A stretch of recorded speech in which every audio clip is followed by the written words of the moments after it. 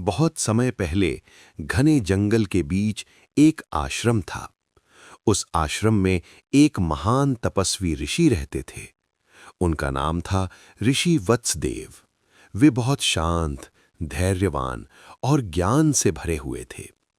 दूर दूर से लोग उनके पास अपनी समस्याएं लेकर आते और समाधान पाते। एक दिन पास के राज्य का राजा शिकार करते करते जंगल में बहुत दूर निकल आया। दिन भर शिकार करने के बाद भी उसे कुछ नहीं मिला। भूख और थकान के कारण उसका स्वभाव चिड़चिड़ा हो गया। घूमते घूमते उसे ऋषि का आश्रम दिखाई दिया। राजा घोड़े से उतरकर आश्रम में पहुंचा।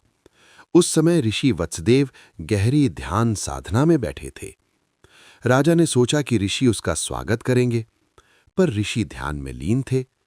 राजा को यह अपमान जैसा लगा। वो क्रोध से बोला, हे ऋषि, मैं इस राज्य का राजा हूं।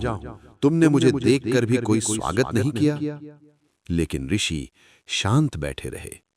कुछ देर बाद उन्होंने धीरे धीरे आंखें खोलीं और मुस्कुराकर बोले, राजन, आपका स्वागत है। बताइए, मैं आपकी क्या सेवा कर सकता हूं? राजा अभी भी क्रोधित था।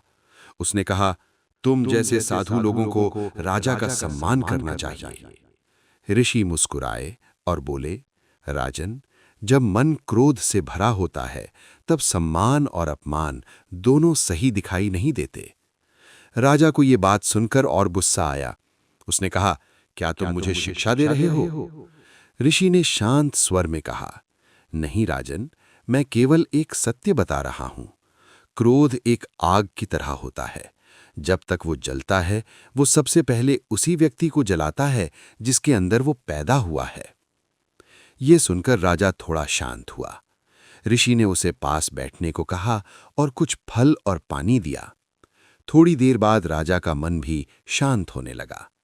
ऋषि बोले, राजन, जो व्यक्ति अपने क्रोध को जीत लेता है वही सच्चा विजेता होता है। राज्य जीतना आसान है, पर अपने मन को जीतना सबसे कठिन है। राजा को अपनी गलती का एहसास हुआ। उसने ऋषि के चरणों में झुककर कहा, हे ऋषि, आज आपने मुझे बहुत बड़ा पाठ सिखाया है।